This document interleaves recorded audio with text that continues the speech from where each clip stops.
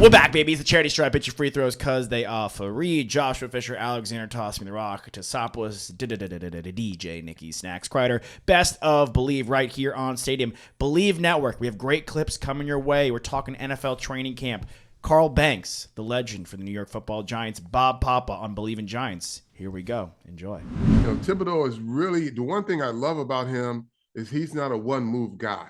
He constantly works you during a pass rush, right? So he could give you something with speed. He'll go to power. He'll disengage. Boy, he did it a few times. And Andrew Thomas reset. I mean, feet were just moving. So that was really impressive just to continue to fight a high-effort pass rusher. That's one of the things. And see, again, this is where you talk about the wins in a win-win situation where the blitzer gets free, win for the defense. The quarterback stays alive, win for the offense. Well, with this battle between Thomas and Thibodeau, it's a win-win too, because the harder Thibodeau's making Andrew Thomas work, and Thomas knows if my feet stop at any moment, this guy's got another move and my quarterback's hit. So cool to hear from Carl Banks, 1980s all-decade team for the NFL, who played alongside Lawrence Taylor, talking about elite rookie pass rusher Kayvon Thibodeau. Yeah, and maybe aspirations to be on Dancing with the Stars as well. I mean, all that he was talking about was moves. Kayvon Thibodeau's got the moves. Andrew Thomas got the footwork. I wonder if Carl Banks has the moves. My money's on Bob Papa. He for sure's got the moves. His last name's Papa. Yeah, I think Carl Banks is a worse dancer than you, Nick, because you're solid. I'm also solid. Toss, you don't dance a lot, but I feel like you could pull it out if you needed to. Toss is athletic, so I feel like he can move. For sure, but his balance is weak. I think that Bob Papa would have the best moves of all five of us. But you bring up an amazing point. It's cool hearing. First of all, I forgot that Carl Banks was on the All-Decades team. That's insane. And probably would have been a Hall of Famer if he wasn't playing opposite Lawrence Taylor, who got a lot of the limelight. But it's great hearing him talk about the new defensive player, and it's cool seeing the Giants draft picks work out.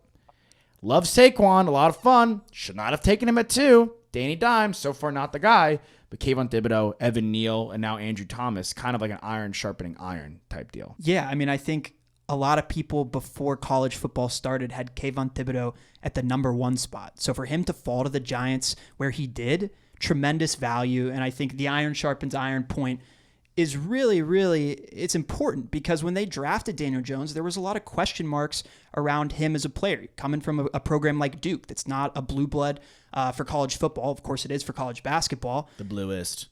Absolutely, the Blue Devils. Right? But I think it's really cool to see that this draft, this pick, pairs really well with a guy like Andrew Thomas, right? So when they're both getting better, they're getting better together. Yeah.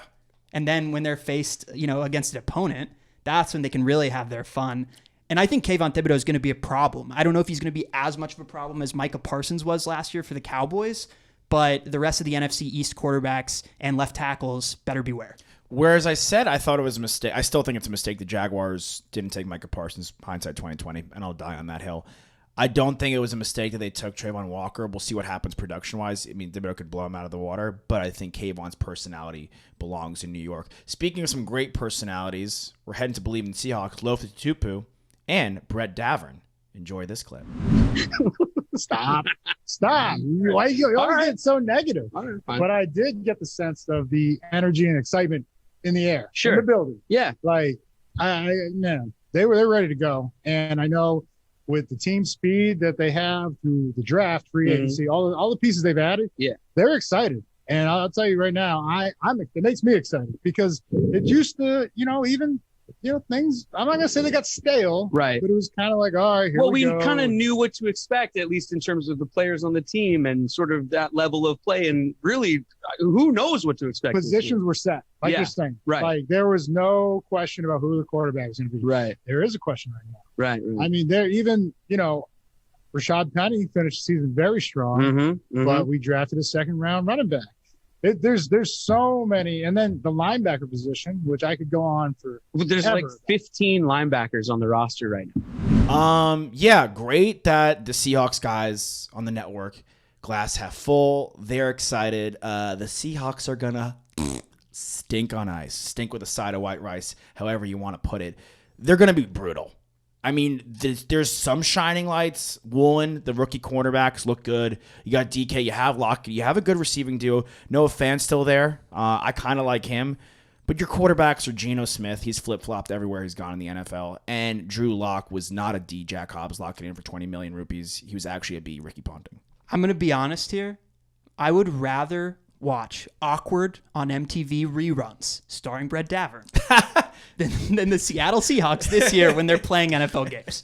It's amazing. Yeah, I mean, they're not going to be good. Here's the thing. Seahawks fans have been so used to success that I think they're really grasping at straws to find whatever they can. Sure. Now, could this be the beginning of the end for Pete Carroll? He's getting up there in age, and this is the worst team that he has had by far in a very long time. Yeah, it's going to be interesting. And I think I'm curious to see how the running backs, you have Penny, you have Walker, Chris Carson's retired. They've always had offensive line issues. He's got to rebuild the D. I think they're in a position where they could be picking at the top of the draft next year. Maybe for quarterback, Bryce Young, CJ Stroud. We'll see what happens. We have one more clip coming your way at this segment. Bleav in Colts, Lawrence Owen, Gerard Powers. Enjoy right here.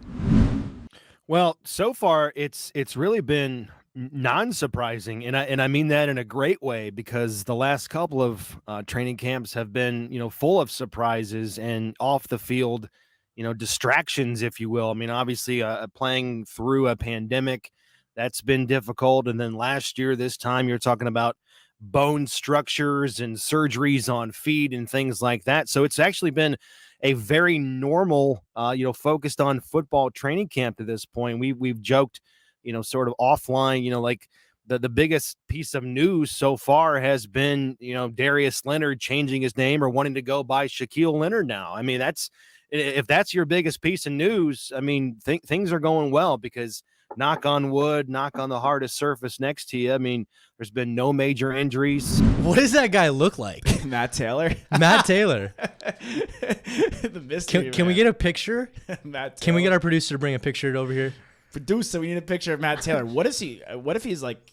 What if he should be on The Bachelor? Like, what if he's a crazy handsome guy in this? Yeah, like maybe like ABC is like, hey, can you not make any public appearances? We don't want to show your face because it's a mystery. We don't want any of our contestants to see what you look like. It's gonna be a mystery. And he's just got great takes in the Colts. An interesting take. Great smile. He did say that the biggest news in Colts camp was Darius Leonard changing his name to Shaquille Leonard. Was it? No. Was it? Because I would probably think that their quarterback changing from Carson Wentz to Matt Ryan was the biggest news. Maybe. Although I really do like the sound of Shaq Leonard. That's cool. It's so sick, and he's so good. And Shaquille Leonard's like kind of cool too. Did you guys get a chance to watch the Hard Knocks that was in season last year with the Colts? Yeah. Because Shaq Leonard is one of the most electric people in the NFL. He's a huge personality, great guy, but also just brings so much energy to his team. I love him. If you're an elite inside linebacker, it's similar to like, not I guess closer. There's something like when you're like the field general for a defense, right? When you're the back end of a bullpen.